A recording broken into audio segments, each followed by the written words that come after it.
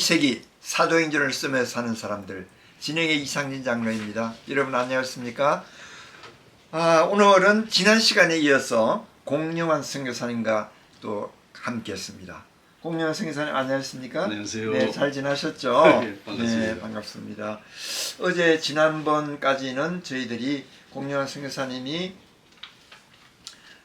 제일 처음 사회 가신 아프리카 수단, 그 다음에 어차피 좀 무슨 일 때문에 그것을 나와야 했던 때에 필리핀으로 사역을 시작하시게 되었고요. 그것이 두 번째라면, 세 번째는 이제 베트남에 또 가시게 됩니다. 네, 네. 그 다음에 베트남에서 다시 이제 지금까지 사역하고 계시는 일본으로 오게 되는데요. 네, 네. 그 일본 선교 얘기를 좀 오늘 나누겠습니다. 네, 네. 일본에 맨 처음에 왔을 때 일본이 어떤 그러니까 지난번 시간에 할 때 한 16년 전에 단기 선교로 한번 오신 경험이 있으시죠? 네, 네, 네. 그러고 나서 실제로 선교사, 장기 선교사로 이렇게 입항했을 때 네, 네. 비행장에서 어떤 느낌이 듭니까? 뭐 오랜 기간이 걸렸지만 네. 하나님께 그 아멘으로 화답한 그 선교지를 받는다고 하는 것이 얼마나 감격스러운지 네. 참 그때 감격은 뭐 이루 말할 수가 없습니까? 네. 네. 그리고 사모님과 함께 네. 셋 아이를 데리고 그렇죠. 여기 네. 오셨구만요. 네. 네. 셋 아이를 데리고 왜 이국 땅, 물론 일본이 지정학적으로는 굉장히 가까운 거리에 있지만 또 우리 한국과는 특수한 그런 역사적인 그런 지정학적 관계, 여러 가지 관계가 있지 않습니까? 네, 네. 또 한일 이 반응이 좋지 않은 그런 감정을 가졌을 때도 있었고 여러 가지 그 기복이 많이 있었는데, 그때 들어오실 당시에 네, 네. 한일 관계는 어땠습니까? 여전히 상당히 불편한 관계였다. 이지만 네. 역사 근세사에 있어서 네. 일본이 한국에 커다란 피해를 네. 입히고 네. 또 수없이 많은 생명들을 빼앗고 네. 이제 그런 부분이 있지만, 지금 제가 일본에 들어왔을 당시에 사람들은 네. 물론 역사적인 책임은 져야 되겠지만 네. 그분들은 다 그 이후에 태어난 사람들이고, 그렇죠. 그리고 일본 사람이 되기 위해서 태어난 사람은 없으니까요. 그래서 또 복음을 또 전해야 될 대상인 것은 뭐 역사와 뭐 여러 가지 것들을 뛰어넘는 이야기이기 때문에 그래서 이제 일본이라는 선교지로 하나님께서 인도하신 것 같아요. 네. 그리고 일본 선교사님으로서 오시는 그 마음의 자세가 상당히 그 어떤 편견이나 그것보다는 그리스도의 복음에 빚진 자로 복음을 위해서, 그리고 하나님의 사랑을 전가하기 위해서 오신 순수한 일본 선교에 대한 그런 마음을 가지고 계셨어요. 네. 네. 그렇게 한다면 가장 중요한 것 중에가 어디로, 일본 또 뭐 굉장히 큰 나라잖아요. 그렇죠, 지금 그렇죠. 제가 와 보니까 1억 2,300만이라고 그렇게 얘기하는데, 네. 땅덩어리도 우리 한국보다는 4배나 큰 나라. 그렇죠. 자, 이곳에 과연 하나님께서 어디로 첫째 가시라고 하셨나요? 네, 장소는 이제 오사카 지역. 오사카 지역으로 갔습니까? 네. 오사카 지역이라 그러면 옛날에 한국 사람들도 많이 예, 계시고 예. 지금도 많이 있죠. 그렇습니다. 네, 그곳에 가셔서 예. 어떤 사역을 시작하시게 됩니까? 어쨌든 이 목표는 원주민 선교이기 때문에 네. 가장 중요한 것이 이제 언어잖아요. 네네. 그래서 이제 초기 몇 년은 이제 일본어를 익히는데 네. 집중을 좀 했고요. 네.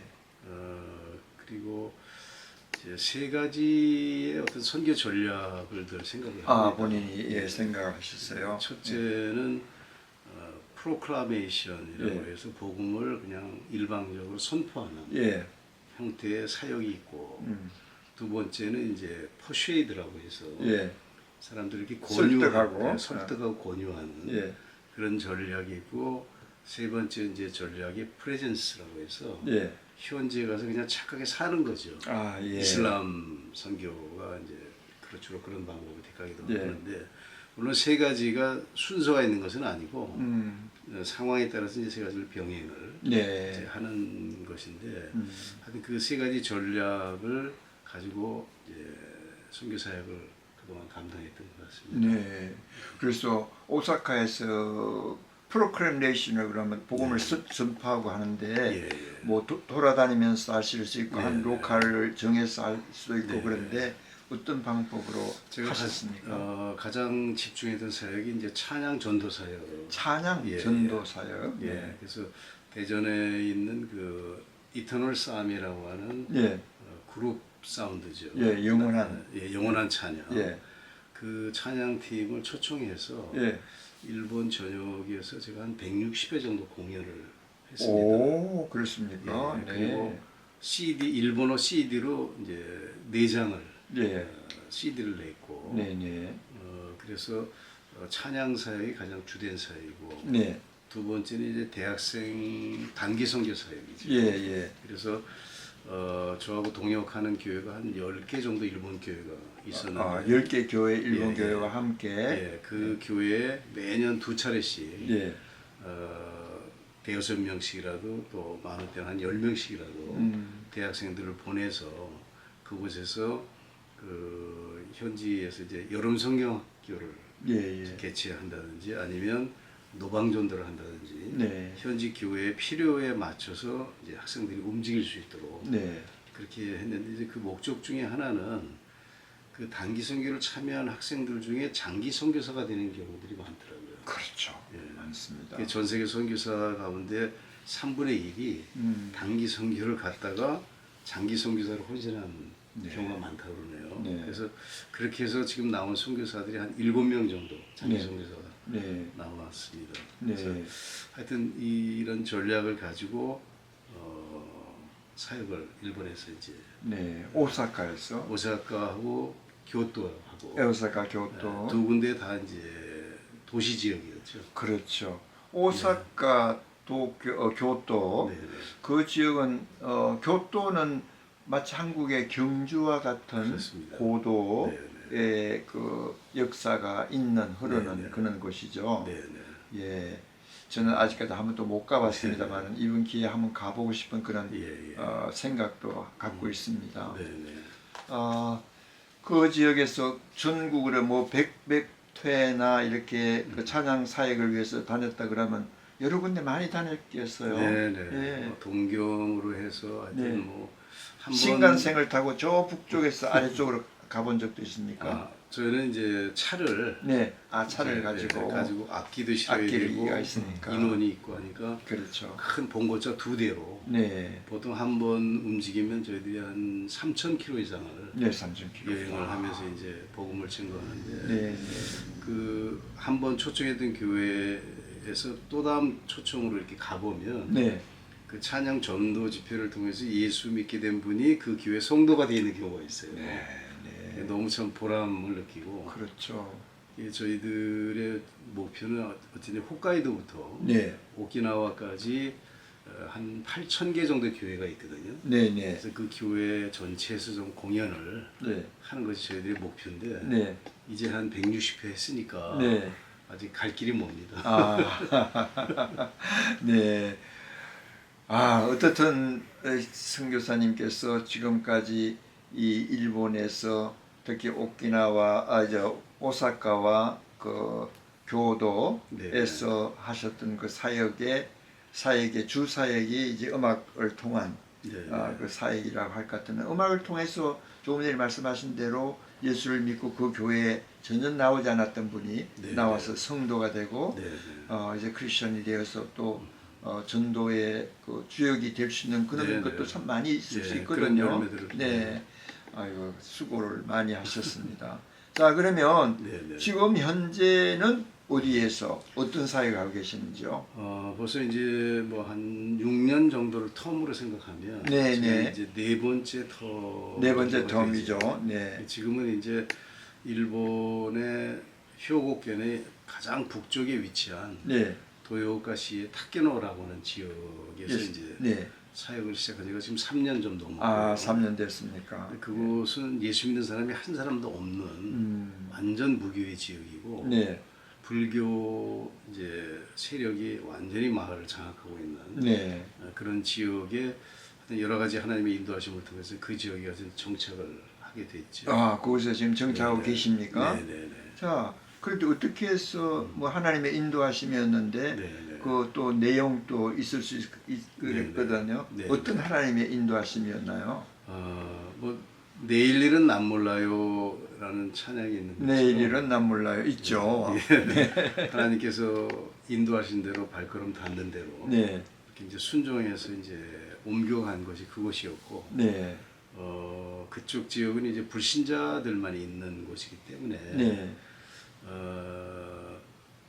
저희가 현재 이제 사용하고 있는 전략은 아까 말씀드린 대로 그 프레젠스, 예, 프레젠스의 네, 전략으로 네, 선한 이웃으로 예. 그분들에게 접근해서 친구가 되고 또 마을에 또 도움이 필요한 여러 노인분들, 특별히 이제 저희 자매 같은 경우는 이제 제 머리를 이제 결혼할 때부터 깎아줬어요. 네네. 처음에 머리 깎을 때는 4시간 걸렸거든요. 네. 근데 요새는 한 10분이면 깎는데 네네. 그 기술을 가지고 동네 이제 병원을 이발소를 못 가시고 그냥 누워 계신 분들, 양로원에서 네, 계신 분들, 네, 그런 분들 머리도 깎아드리고 네. 그러면서 이제 전도도 하고 그렇게 해서 지금까지 뭐 많이 전도를 못했지만 한 20명 정도에게 구체적으로 복음을 증거했고 네. 매년 크리스마스 때가 되면 조그만 이제 선물하고 전도지랑 이렇게 해서 가가호 방문해서 이렇게 네. 문고리에다 그 선물하고 걸어놓기도 하고 근데 그런 사역들을 지금 주로 지금 주로 예, 하고 계십니다. 예, 하고 있습니다. 우리 순교 전략에 대해서 첫 번째 프로클레이션 이제 예. 전도하고 그 다음에 persuade에 대해서 그분들을 설득하고 네, 네. 또 함께 이렇게 하면서 네, 네. 제일 마지막 그 전도 하나의 그 방법인 presence 예, 예. 그게 그냥 residence로 함께 사시면서 네, 맞습니다. 그들과 좋은 친분 관계를 가져서 이제 때가 되면 네, 네. 때가 되면 네. 이제 그들에게 예수님을 전파하게 그렇습니다. 되고 그렇게 할 때에는 피할 수 없는 그런 하나의 그 관계가 이미 끈끈한 관계가 되어 있어 버리기 때문에 그렇습니다. 함께 예수님을 믿게 되는 네, 네. 그런 일들이 많이 있을 것 네, 같습니다. 네. 맞습니다. 자, 그러면 네. 지금 사역하고 계시는 호겐의 효고켄의 효고켄의 토요가시 타케노. 타케노죠. 네, 네. 타케노죠. 예, 예. 어떤 곳입니까? 지금 뭐 일본에서는 상당히 좀 오지에 네, 속하고 있는. 네. 그렇죠. 그러니까 교회도 없고 네. 믿는 사람도 없는 곳을 택해서 하나님의 인도하심을 교통도 받았다. 불편하고 교통도 불편하고. 예, 그런 곳인데 현재 들어가서 이렇게 3년을 지내 보니까 네. 정말 하나님이 예비하신 그런 영혼들이 있다는 것을 피부로 느낄 정도로 네. 아직까지 결신자는 없지만 네. 오히려 하나님이 저희들에게 붙여주는 현지인들이 참 많이 네. 있으시고 네. 아주 독실한 불교 신자이신데도 불구하고 제가 그분이 저에게 어떻게 예수님을 믿게 됐냐고 네. 그리고 뭐라고 했을 때 제 구원 간증을 얘기했을 때 네. 그분이 저 앞에서 눈물을 이렇게 흘리시더라고요. 그래서 네. 왜 이분이 은혜를 받으셔서 우시는 건지 어쩐지 잘 모르지만 그 느낌에 하나님이 예비한 영혼이 이곳에도 있구나 하는 것을 이제 피부로 느끼고 이제는 동네의 한 일원으로서 여러 가지 동네 행사라든지 이런 것을 통해서 여러 사람들의 관계를 지금 발전시켜 나가는 네. 어떻게 보면 오이코스 전도라고 할 수 있죠. 네. 관계 중심 전도에 집중을 하고 있습니다. 네. 자, 그곳이 이제 사람들이 많이는 살지 않나 보죠. 그렇죠. 그 마을이 어느 정도 큰 타케노초 전체 타케노죠. 인구가 한 4,000명 정도. 한 4,000명 정도 되는데 네. 꽤 넓은 범위에 흩어져 삽니다. 네. 그러니까 네. 제가 사는 집 그 동네만은 한 60명 정도 60명 살고 있고 살고 예. 좀 떨어져서 또 군락이 형성이 돼 있고 네. 그런 형태로 해서 전체적으로 한 4,000명 정도. 제가 여기 와서 느낀 것은 네네. 시골 지역이라 하더라도 네네. 그렇게 아주 좀 빈하다, 좀 가난하다라고 하는 생각보다는 네네. 아주 건전하게 네네. 집을 잘 지어놓고 네네. 그렇게 산다 하는 그런 느낌을 많이 받았는데 맞습니다. 그 지역은 어떠나요? 타케노조는 네, 그쪽 지역도 연령이 고령화 고령화되고 돼 있는 것이 문제지만 네, 오히려 도시하고 비교해 볼 때 삶은 굉장히 좀 풍족한 것 같아요. 네, 일단은 생활비가 별로 안 들어가요. 안 들고 집집마다 다 야채라든지 네, 예, 또 예. 논농사도 짓고 해서 음, 이제 그리고 뭐 여러 은퇴해서 정착하는 분들도 계시고 네, 그리고 교육 수준이 이제 좀 높은 곳이에요 보니까. 네, 네, 그래서 굉장히 다양한 사회 경험을 갖고 있는 분들도 많이 있고. 네, 그래서 시골이라고 해서 저는 처음에 상당히 한국 시골처럼 옛날 시골을 안 그런 생각했는데 것 같아요. 네. 전혀 안 그렇더라고요. 네, 네. 시골에도 아주 잘 정비된 네네. 차도가 각 가정마다 다 있고 네네. 또 자가용도 다 네네. 있고 뭐 우리 한국은 오히려 전원주택 같은 그런 느낌이 네네네. 드는 맞습니다. 자연스러운 환경 속에서 네네. 그렇게 생활하는 것을 제가 목격한 적이 있습니다. 자, 이제 선교사로서 네네. 삶 속에서 선교하는 선교사다. 네네.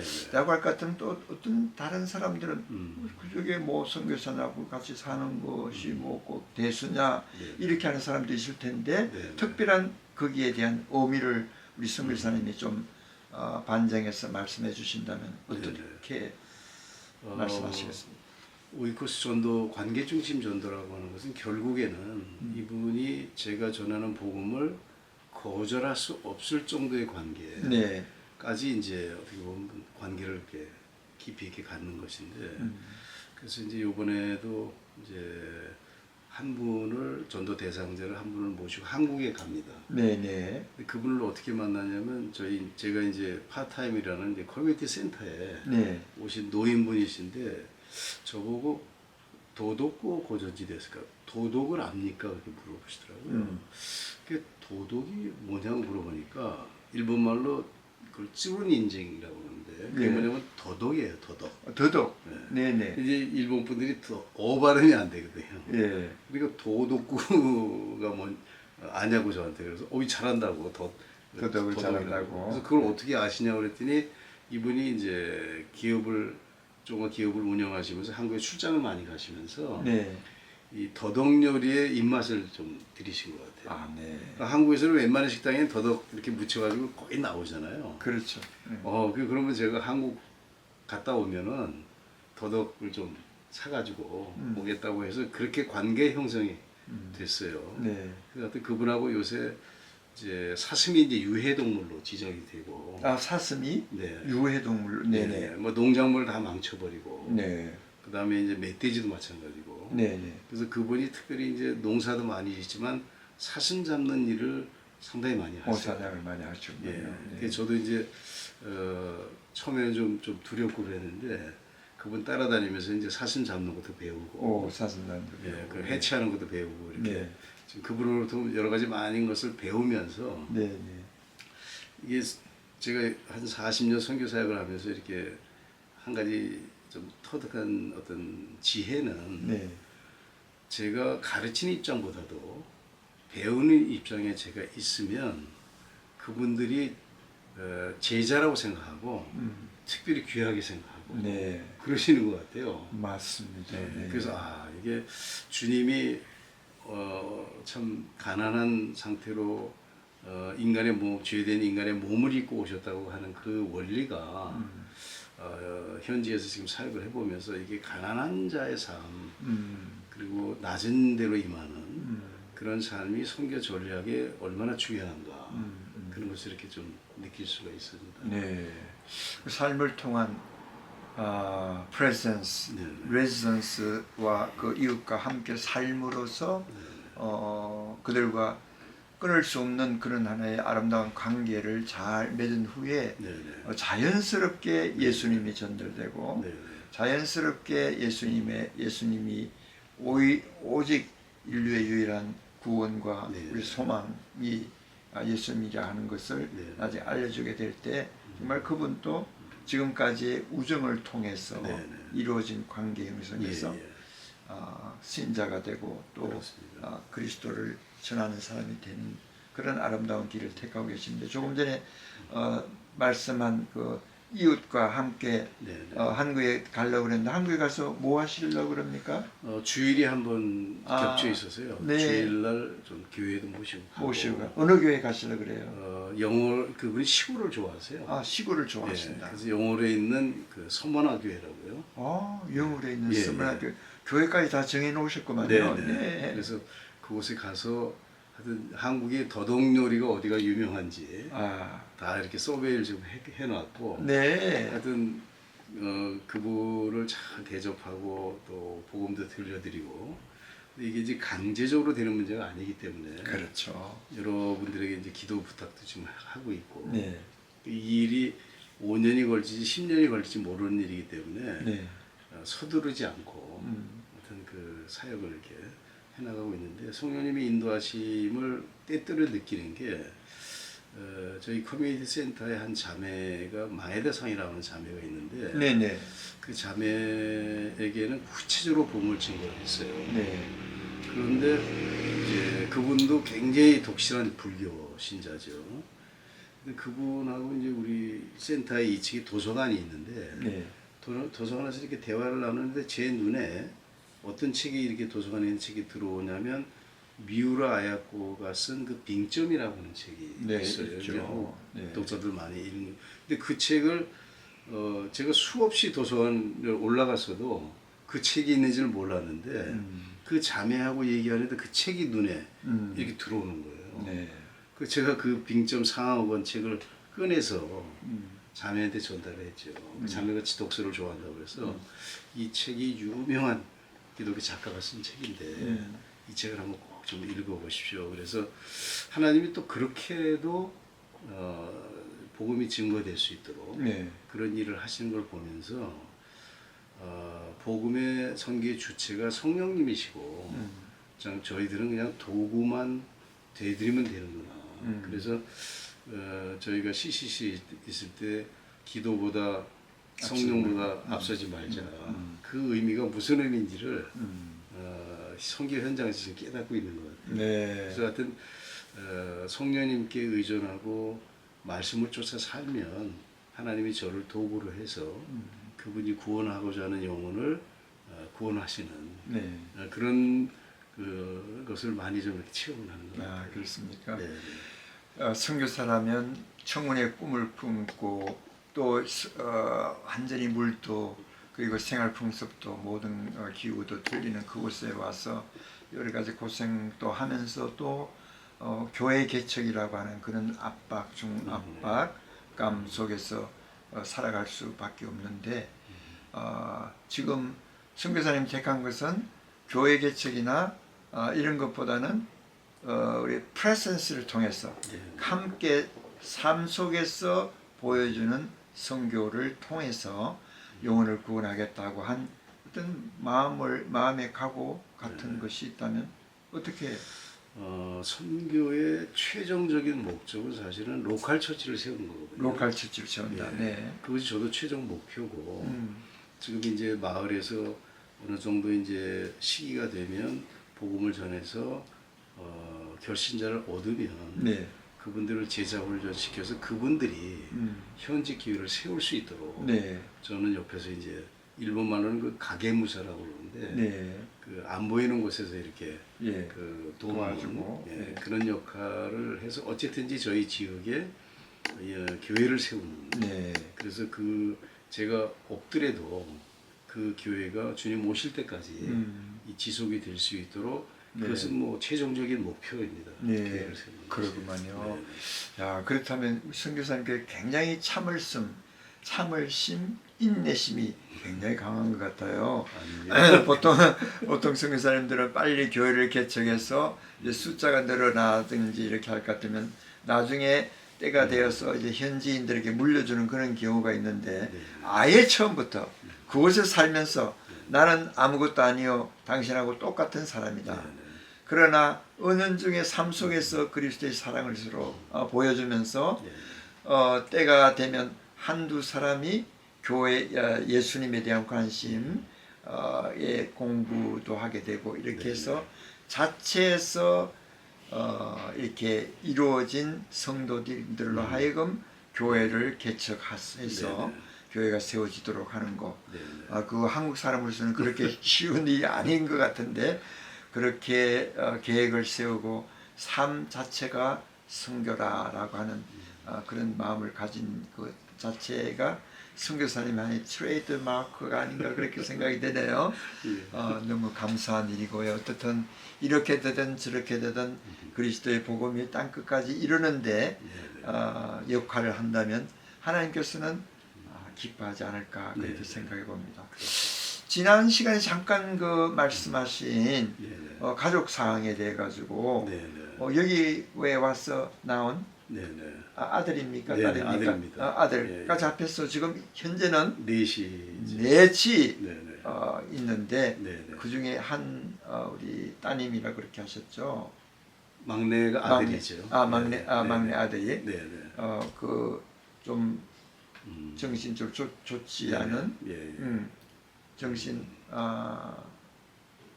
장애, 지적 장애 수준이 아들이 그렇다는 말입니까? 어떻게 케어를 하셨어요? 저희가 하나님의 자녀잖아요. 네.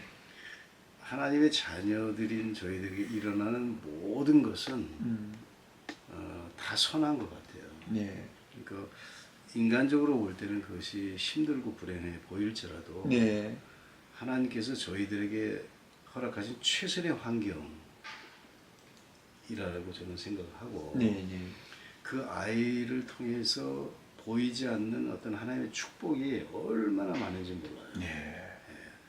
그래서 저희가 하나님의 자녀이기 때문에 하나님의 약속대로 좋은 것을 주시는 분이시잖아요. 네, 그렇죠. 저희 그 자녀가 비록 그럴지라도 저희에게는 하나님의 축복이고 좋은 것입니다. 축복이고.